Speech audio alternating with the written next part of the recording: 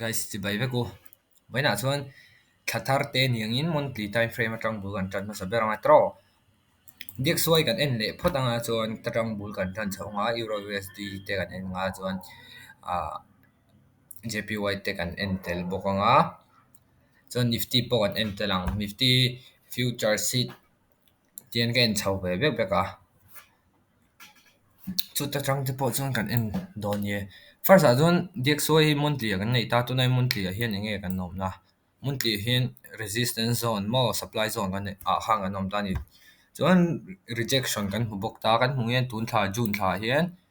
thla hian rejection kan hmu a 2% 2% vel at loss na chuan at loss 1.7% vel at loss ta hei continuation tun kar le vel chhawa te pawh kala bei sei zela in ting nge thlen don tak chu kan hrelo a tro ma se lower time frame a kha chu en thei ta chuan monthly a kan soyang khan resistance zone a kan noma chuwang chuan lower price action ni kan mel dik soya po lower price action back kan mel tina ni chu chuan han en le taila daily a kan hmuang hian daily a khonge last fair value gap kan nei hemi hi ni tro kan hold on a hemi support hian hold on a hold zo lo a hnuai zawin a break ta chuan kan fair value gap siam na hemi hi a break hian hei hi ka lak dan ta in lak dan te endinan bullish atang bearish sign ting in change don chu ti khati lak dan chi sang sang om theiga hemi swing low poi in la thenga kha chu in du tu dan ni mo mà sẽ hemi first shift ka hmu hian monthly zone a kan awm bawk ta tro first shift kan hmu hian kai tuana kha chuan sales opportunity kan zong thei ta chuan first sale opportunity khoi kan nei ta daily a fair value gap kan nei a tro ta supply ne sales voi kha kan nei ta enge kan tum le tur kan thi chuan a sales hemi lek dang mo sales lek dang om le tur kha catch kan tum ani ber ta ni chu chuan kan hung hian kar masalama analysis kan ti kha in lo en theuh ka ringa kan en chun zom zela nga ti han lower time frame a higher time frame atang hei ka strong high ni mo hemi hi kan break ma chu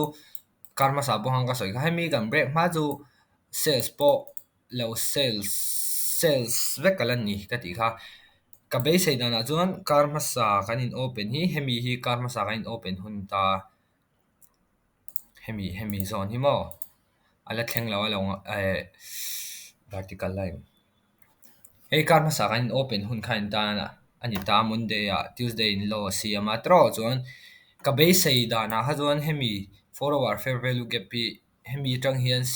sell opportunity kan zonga sell om thap ka be sei ta ni karma sa video in kha chuan emo hemi ha ya hian ti po ha ka soitel ngei boka in low en chuan hemi forward fair value gap a hian kan mong hian sale opportunity diak suaya ngat phei chuan engma om lo ta ni tro kan mong hian lower time frame ang ma sale opportunity om lo a chuwang chuan heta karma sa ka lo en lo bok chu ka lo hum chu ta hian kan mong hian forward a hian diak suai chuan liquidity la ngei ni tro ta equal loss hi liquidity ta chuwang chuan hei strong ka ringa khamang khan hemi higher price section hi la ka lo be se lo a ma se kan mong hian euro USD a hemi te kan en photanga kan hmu hian euro USD a chuan hemi lo hi lami lo ni karma sami ang thau kha diak suai le lang ani chuwang chuan di euro USD a ta hian karma sa karin kan tir na han Wednesday a ni chu Wednesday a long trade kala first stop loss ai ta ka soi hain lo ngai thak chu in lo en chuan trade ka be sai chu ti khati ti be ka soi hain lo chuan stop loss ai ta ma se eh hei Friday a entry thazo miron peta tuna target ala hit law target kan ngak mek ta entry dang te policy am thenga ma se eu kha chu kan soi le thonga chon dek soi a enge kan la be sai thegan ni chon target pa da hit to intro chon hemi bullish face kanon nei na hemi retracement kan nei na a thau hian ala bounce le a ta equal loss kan lo nei bok ne chon a bounce a ta bounce ya hei higher price action kala be sem no be sei to lo ni tro chuan chuan lower price action zel thau ni kan be se eng te thlen don first a chuan dxy en mai hi chuan hemi breakaway gap hi a han thlen le ka be se kher lo ta ni chan chu hemi heta bullish fair value gap inverse kan nei hi hemi hian a hold tan ni tro chan chu hetlama fair value gap kan nei hian hemi hi chuan hemi fair value gap hi chuan a hold nge mai mase kan hmu hian kan lut thu ka tro kan feel vek ani hei han son le tai lai hmu thiam nan hei kan feel veka tro chuan fully feel fair value gap hi kan du lo ta kapo personal choice thau chuan chuan hemi hi hemi hi kan muang hian hemi hi stop loss poson theinga mo heta atira sell sau ente in sales la na ha chu ka shela uta heta in stop loss kan la son theya kan target chu hemi equal loss te hemi loss te target alen tan dxy zon chumi nam nin tir zon dxy per kan trade na usdjpy kan trade chuan buy opportunity kan zonga mo a hnung zo ka usd omna kha chuan buy opportunity kan zonga a hmasa zo ka usd om chuan jpy anga te kha chuan buy opportunity zo om lo hre thiam tawla je chuan dxy kan bearish start ro chuan news hi kan hmuang hian monday news pahnih kan nei ngal pang mai ta ni hei engtin nge market in a react don chu ka hrelo ta monday hi atlang puin amuanga monday le wednesday high hi manipulate thin ta market hian tlang puin chuan chuan hentia thendong ka hrelo ta mase ka base sei dan chuan monday in open se kan target hi hit ngal mai ka ring ta ni euro usd chuan euro usd hi tian tuna kan hmuang hian weekly en taila ka drawing sa lo hian weekly hian kan hmu tro heta hemi hi displays nu hian weekly nge kan create weekly fair value gap kan create ni fair value gap ron touch ta a reject ta chumi na enge min enti kan ni chuan buy opportunity kan zon thai na hani enti chu tepo chu karma sa hang kalau en chiang lawa lo thiam la base poi lo mo in zirna zel ani ha chuan kan ta na thatu zel hemi hian kan hmuang hian weekly tang 4 hour hemi kan first fair value gap kan nei ta tro ta second kan nei le ta displays ve kan ni he hi nia kan hmuang hian headline fair value gap po hi he poi lo son tai la kan hmuang hian a fully fill ta ni tro a break bo kan ni hetiang hi chu china ka soeng han fair value gap chu touch mo chu ti khati ni se ka ti na chan chon ta fully break ani chuan buy opportunity ba kan in na chan tur om to lo tro weekly fair value gap zone kan noma chu i forward bearish scenario in ron chuka chu bullish a in let ta chi ni chuan ta fair value gap forward kan nei bok ta ka position po ha whatsapp group po hang karon share khamo chuan in matai nga heta po hian 15 minute hian entry ka siam ta ma se tira chuan first a chuan 15 hian entry ka siama ka atira chuan stop loss chu hemi lo hian kala set tho ni ma se hemi high break ve le hian stop loss a trail thei chu engte ka ti kan na first a chuan ka ngai chan ber chu a fair value gap lo om thai ka en zela hei ka ena tro displays na om lo hei ka ena displays tu om lo bearish zel la ni hemi fair value gap hi ka ena hemi fair value gap create tu hi nge hemi high hi mo hei ka strong resistance an top chuan a create a tro chuan lowar lo siam lo a retrace a fair bullish fair value gap ta hian a create ani bullish fair value gap a create a hold tran ta tro chuan retracement om le deep retracement chuan a break ta cheni hemi break a hian in tin po kha chu in du na in thaya a pull back le in hak thaya chuti khati ma se hemi break a hian entry ka siam san chu lower time frame en to wangin hanti khamo entry time frame ha chuan in du na in ma se ka entry dan big te ni chu hemi lo hian siama target hei first target ani 1:2 ang bel second target hi 1:2 ani chuan last target chu 1:3 chuan soi le du chu ha chu lo lang to lo pon se apoi lo ta stop loss kha ka soi tong han tu na chuan hemi henga trail a tro he ta break to ta ni ani chuan partials hemi ka target ala hit lawa partials kala boxi lawa chuwan chu stop loss ka break even ati khan trade karan hri top ta tum kar le hian ka base ya tuan enge kan base kar le kan base thei kan ri chuan char thaw kan tere ve kanga ta fair value gap a retail sa tro a high break ta enge min pe kan di chuan ta in order block kan create tro hemi order block kan create a hian entry 4 hour hei 4 hour order block ani entry kan la zong le thei thau ni 15 na chuan hey 15 na tuna po hian entry tu romang chuan oma tro break zo lawa dxy eng den yom kan en lok hei po la break lawa ase man mo lo dai la kar le a news kan neis I tlai ani e chuwang chuan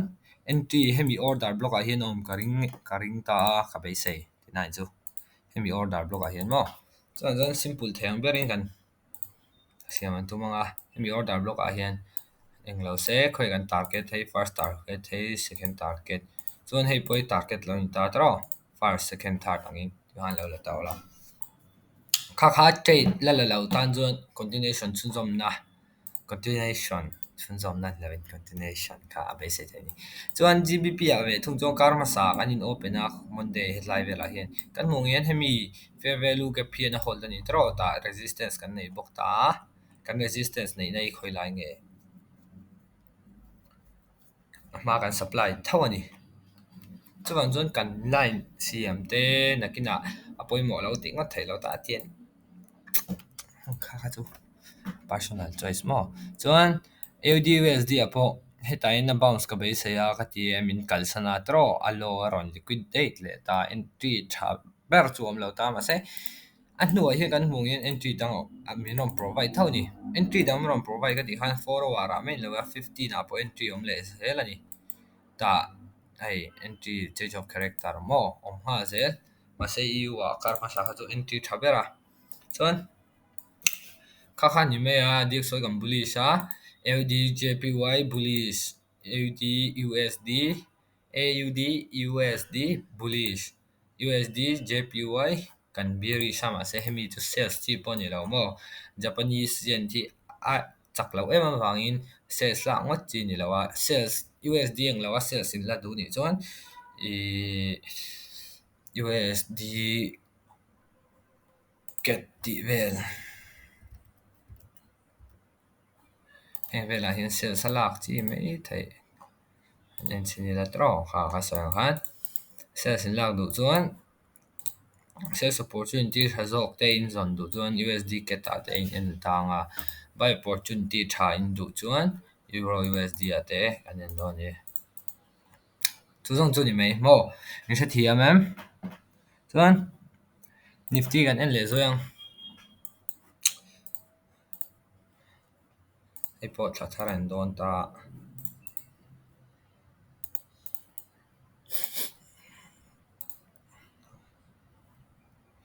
ei pandemic ani khoi tum kum te tum kum pai kan la bullish khop mai kai tum kum te hai January 10% value mo kan up to tum kuma po chuan monthly time frame a chuan kan hmuang hian at top to maya monthly a retracement kan hmu don ti kala soi thelo ta ma se next candle hi chete biri samje zon deep retracement hemi areas of values kan em sak per nge hemi fair value gap thleng vel te chu retracement a bai sei ongam omanga hetlai te po thleng mai thei mo ma se tuna kan hmu dan ai zon retracement kan hmu don nge tian among chai na omnga higher price action kan hmu le non ti hala chiang lo ta ni kan hmuang in weekly apo chopi ang reng viau ta lower time frame atanga kan ente ni lo zon higher time frame a zon kan bullish tho na chungin mo a consolidate ma tro hypo breakout a aron let le hal ni range a hian range pon a hian om lo ra ran chuwa zon buy thut na chan tu rom chung lo mo ta hei relative equal loss kan nei teu bok ta hemi high om dan hi kan nen chen sim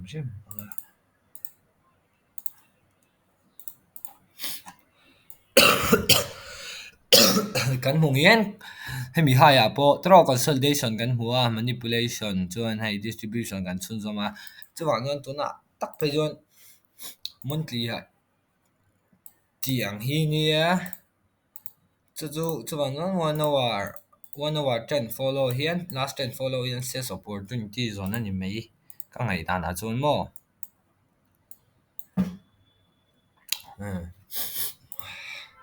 hemi resistance zone a hian sales opportunity kan la zong thei viau I think tian aron pullback anga sales opportunity kan zong nai pull hemi resistance zone a hian on pullback se chun du chu sam nifty chu mo chun kongai bank nifty so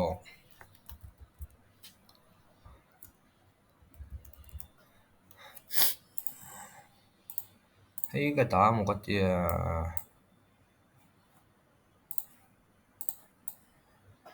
analysis na nung hoi lo rei to mai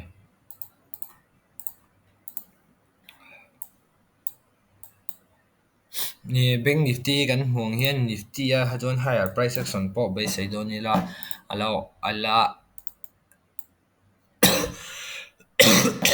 ala bai sei om zo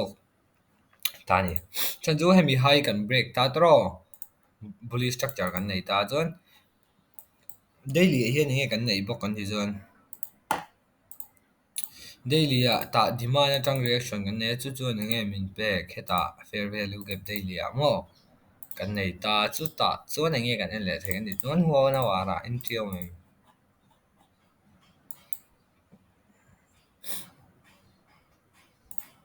wana wara ta in support a hma ba ni tro in ang lek ka mga in thiam lo pha viau mo ta in hei kan hung he wana wara support ta muwa chuan ta resistance chate om bok ta chuan bank nifty po kar le a engtin nge gap down doi te ni lo chuan ain open dan tur haju ka thiam vak thin lo ta stocky a gap down a chang le arong gap down doi a heju news post market news bang te poi an ni le so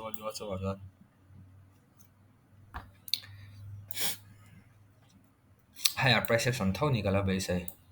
heta zon chu ain ang lo ta phot mai nifty ne na ka che da mu do da ma se higher price action ka bai sai ka ti dro wana wara hian bullish kan ne ya retracement kan ne ya bullish price action thau ni ka bai sai to chu ma se kan hung hian momentum mem a han press waka tro sellers in aron reject le press dona rejection chon dai nu na war fair value ke parong create chi bok ta ta chon resistance nei nei na chuan chon higher price action ka bai sei mani zu